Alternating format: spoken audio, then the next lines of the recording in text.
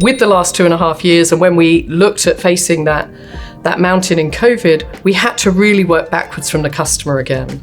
Everything we had planned, we need to readjust to make sure that it was able to serve the customer and how they wanted to serve their customer in turn. Welcome to Virtually Live by Kaltura. Every week, we'll get into the latest and greatest in marketing, and specifically event marketing, audience engagement, and brand experience. To guide us through that, we've invited event professionals and marketing leaders from various industries. In this week's episode, Kaltura's EVP Business Development and Partnerships, Liad Eshkar, speaks to EMEA Marketing Director at AWS, Rachel Lockwood, about delivering meaningful content worldwide while maintaining engagement in regional and field marketing. Let's go!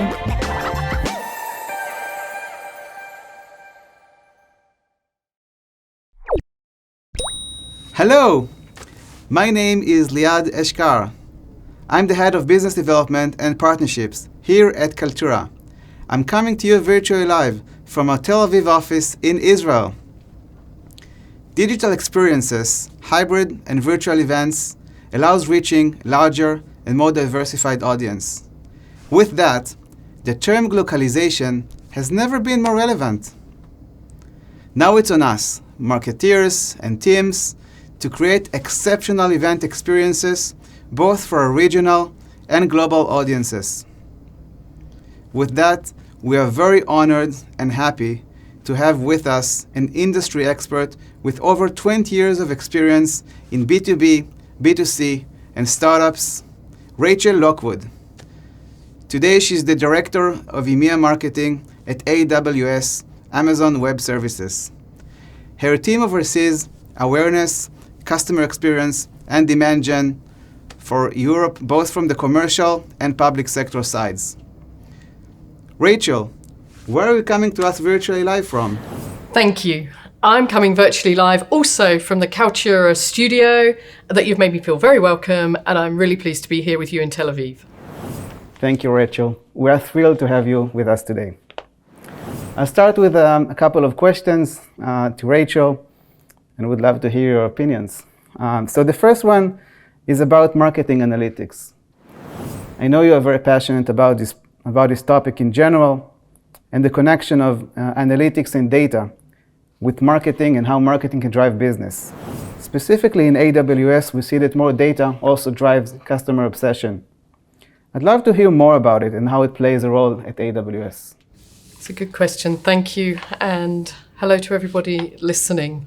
I think the last 2.5 years have really helped us really get better at customer obsession.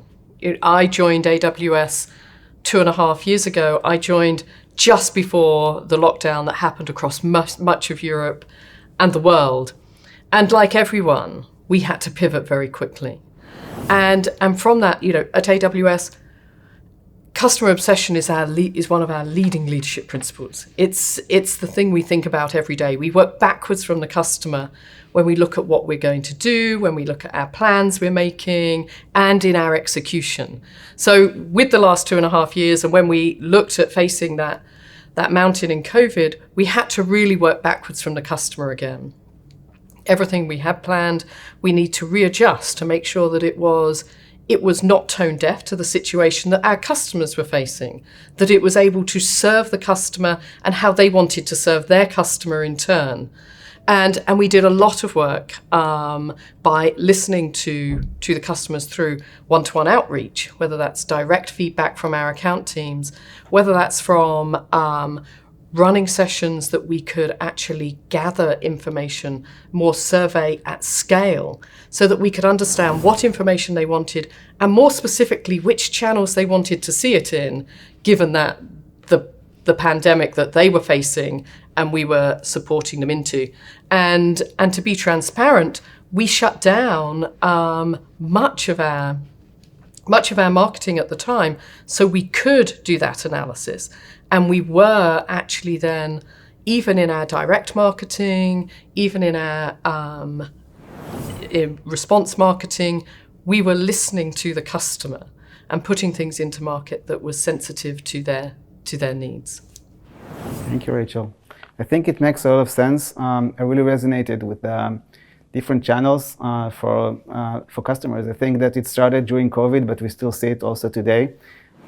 Post-COVID, the people are eager to go back on site, but are still looking for this digital experience that can comprehend and provide additional value for them and for the partners, and create a lot of new insights for everyone in the world that is post-COVID. And I'm sure we're going to talk about it later on when we continue our discussion. But I want to ask you more specifically about this current economic climate of today's world, and we just saw what happens today in the stock market for many of the tech companies. And of course it affects the budget and the constraints for many companies in our field. My question to you is, what do you think about the role of digital experience and virtual and hybrid events in such an economic climate that we're seeing today? Yes, it's another thing we need to be very sensitive to. And if we take the learnings that we just spoke about during COVID, the biggest one of those is flexibility and offering our customers that choice. And here in Israel, we have a fantastic facility called Floor 28. Now, during COVID, that really pivoted to be fully online. So where it had been a hybrid environment before, it pivoted fully to be online. And now it goes back to a hybrid environment.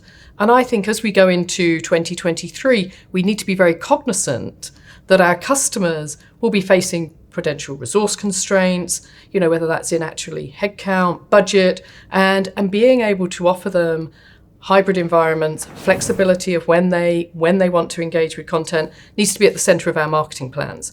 So now we look at the Floor 28 we have here in Israel, and that returns back to that hybrid environment that, yes, people can come in person if they wish to, but yes, they can still get that content that they really want to see, through digital channels, whether that's digitally live or whether that's virtually on demand.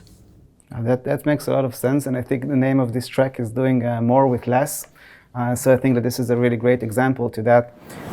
My next question is around globalization, global and local all together. And how do we create an experience that will be local for the field, for the customers, and very personalized on the one hand, and then on the other hand, how do we keep track on the touch point with the global market and the global audience? That's a good question, and doing more with less. I hopefully don't look it on the camera that hopefully they've made me look 10 years younger, but I've been in marketing a very long time, and it's a common challenge. Having to do more with less. I think I've always been asked to do that, and doing more with less.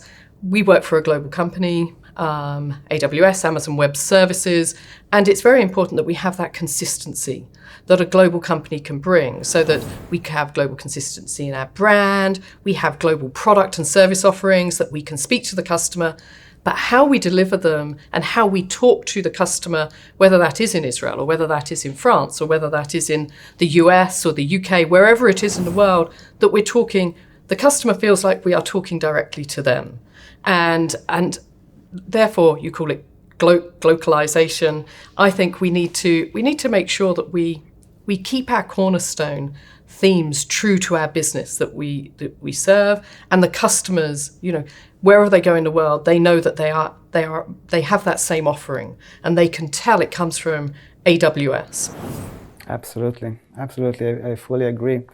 And I think that it's a great segue to the next topic, which I know that is very important for me, and I know that it's also very close to your heart, and that is sustainability. So I think that today with sustainability is very important in ESG for many companies.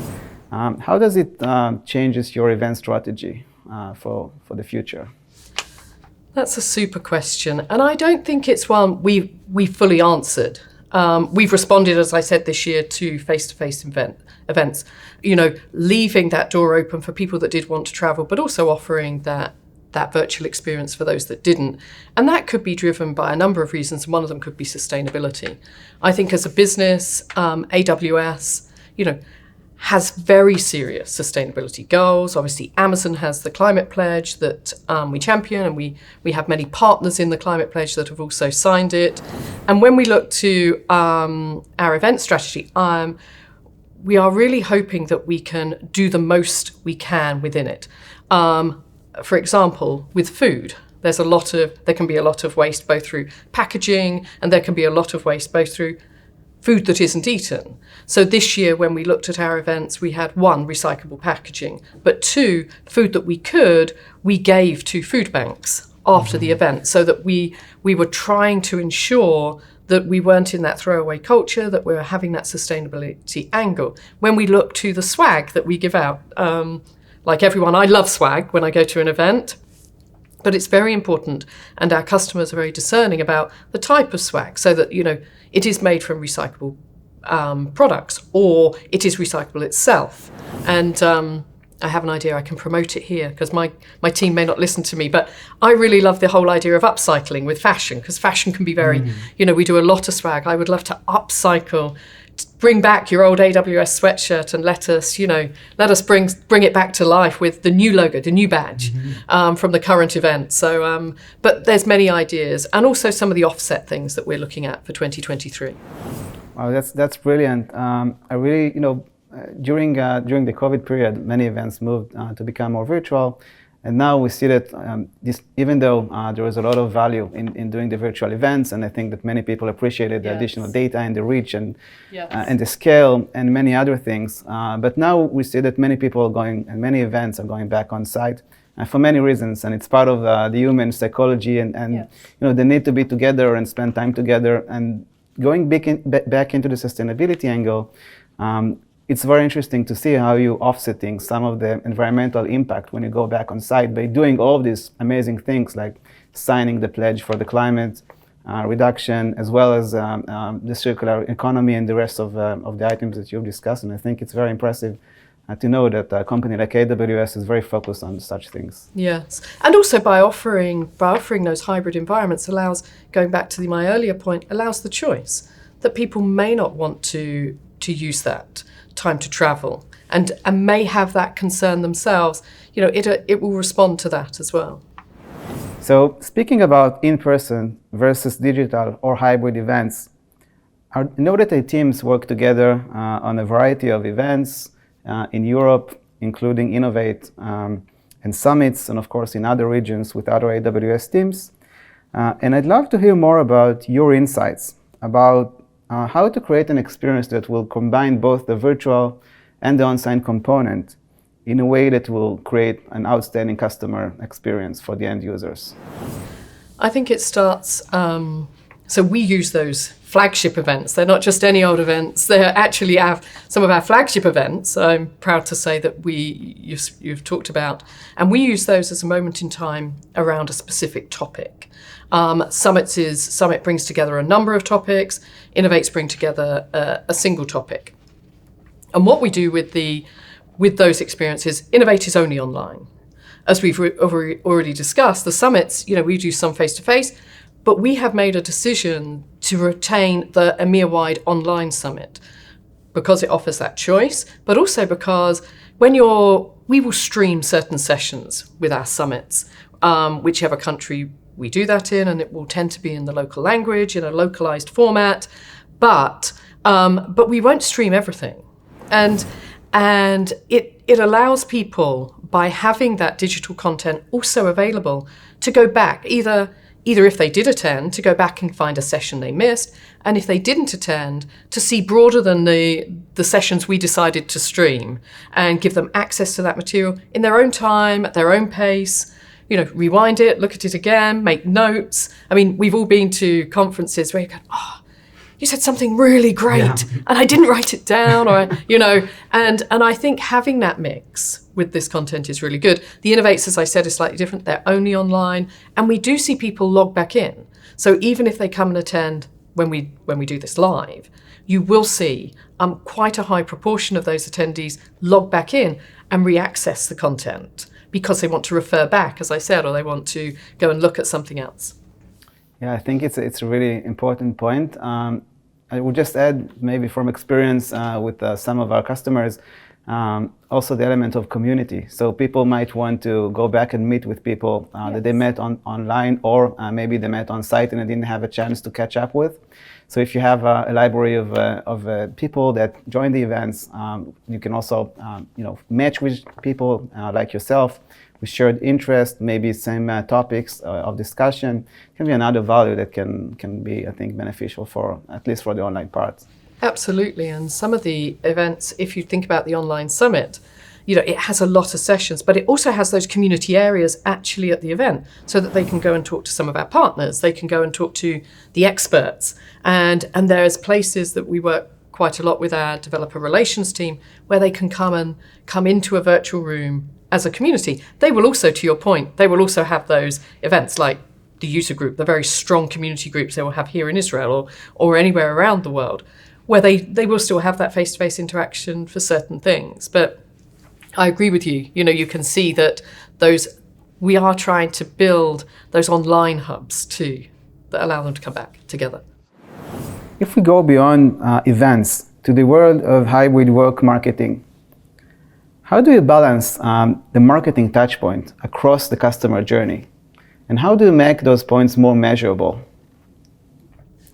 It's a good question, and something that's really a fundamental part of our 2023 plan, certainly in EMEA.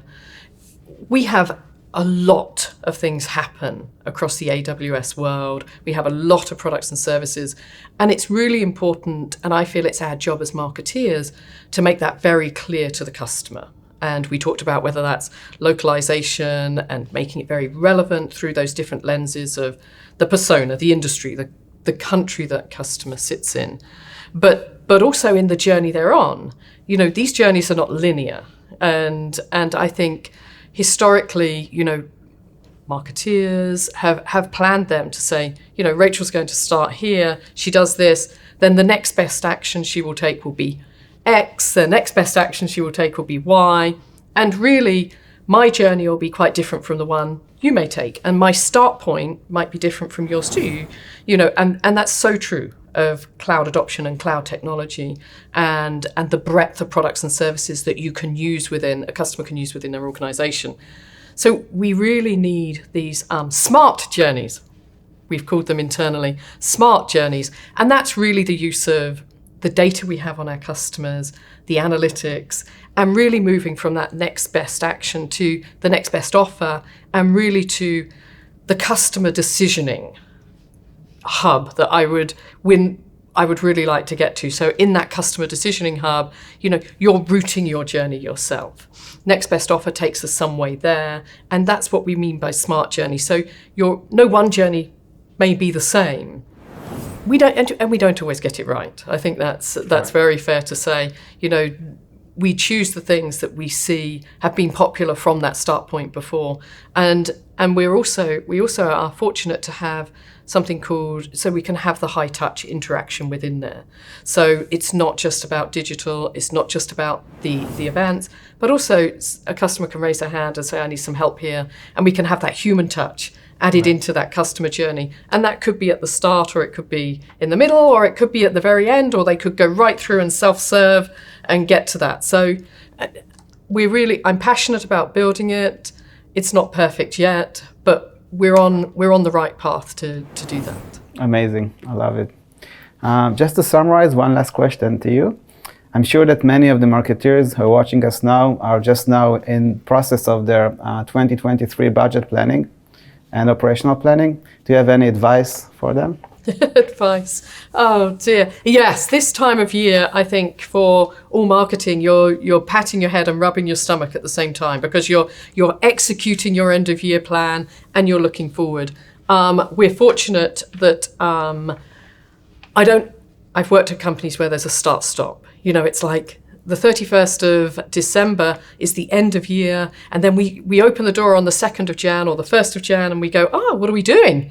And it's my pet peeve in that. But in AWS, we have more of a rolling plan, and we have a rolling momentum so that we look throughout the year from the feedback that we're receiving from the customer engagement, the customer interactions, what's working, what's not working. So it becomes more continuous. So that we really do. So, and I think for all marketeers, you will have from your experience of not just this year's plan, but last year's plan, and you're learning from those customer data points and customer engagements that you've had, what's working, what's not working. So what are you going to stop? What are you going to pause because you need to adjust it? And where's your gaps that you need to start as you open the door for 2022? And I think that's super important, because what's worse is you don't stop or you don't pause and you just keep layering things on. And my advice is never do that, because you run out of bandwidth pretty quick, and then that customer journey you've just mentioned, you're not protecting that customer journey, you're just throwing more things into it. Absolutely. Thank you very much, Rachel. No, thank you for having me. We're so happy to have you today, and thank you very much for coming over. And thank you for the audience. Thank you. Thank you, Rachel Lockwood and Liad Eshkar, for joining us today. And thank you for tuning in. To give you a little taste of what's coming next week, here's 7 questions and events with Head of Product Management and Division Leader at IBM Watson Media, Stacy Naraki.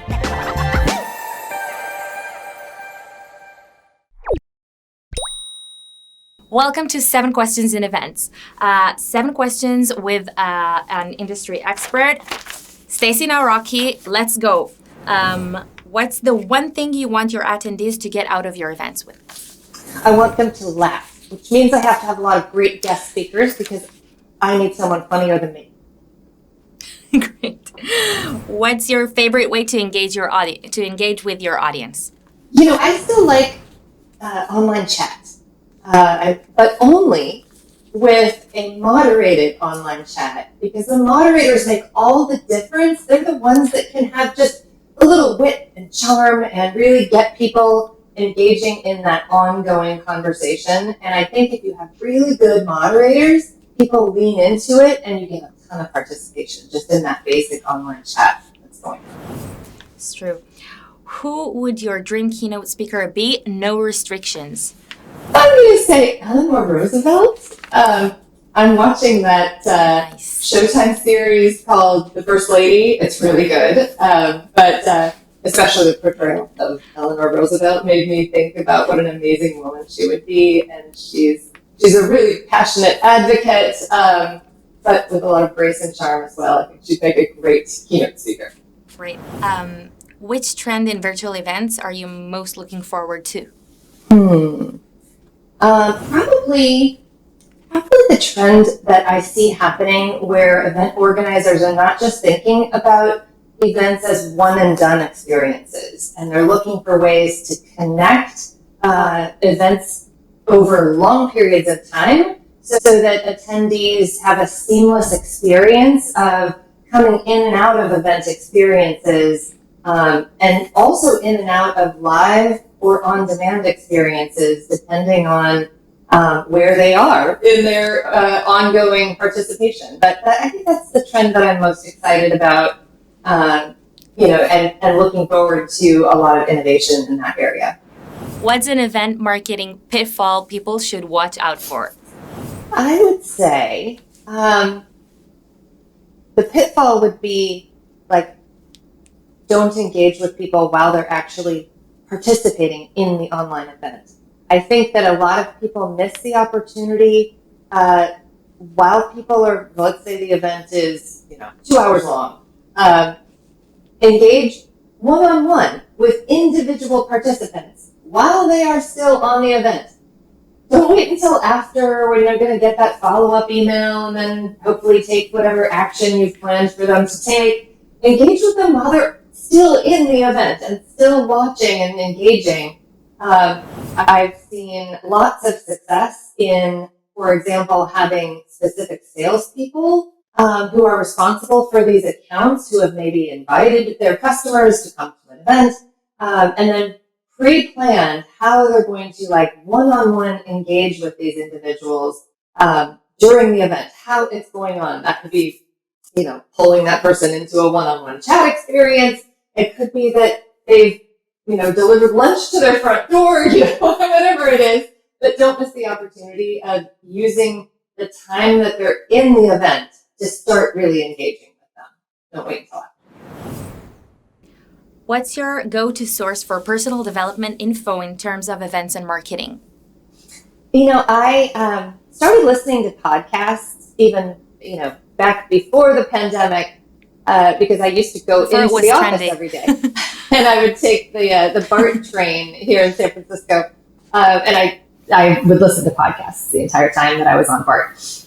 And I still, even though I don't go into the office every day anymore, I am definitely in that hybrid, once, maybe twice a week in the office, but most of the time working from home when I'm not traveling.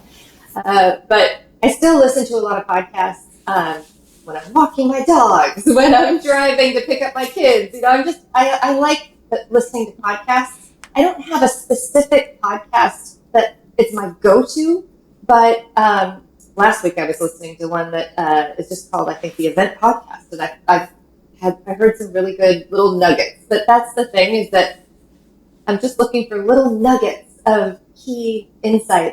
And there are so many people that share their insights and storytelling on podcasts. So I am just a big podcast proponent. And you can listen to podcasts almost anywhere. Shout out to another event professional. I'm going to shout out to Kayla Drake, who used to be on my marketing team here at IBM several years ago, and she's moved on. I think she's now the global marketing director at Udemy, but she was one of the most talented event marketers I have ever worked with, spanning in-person experiences to online experience. Kayla, if you're out there, cheers to you. Great. Thank you so much.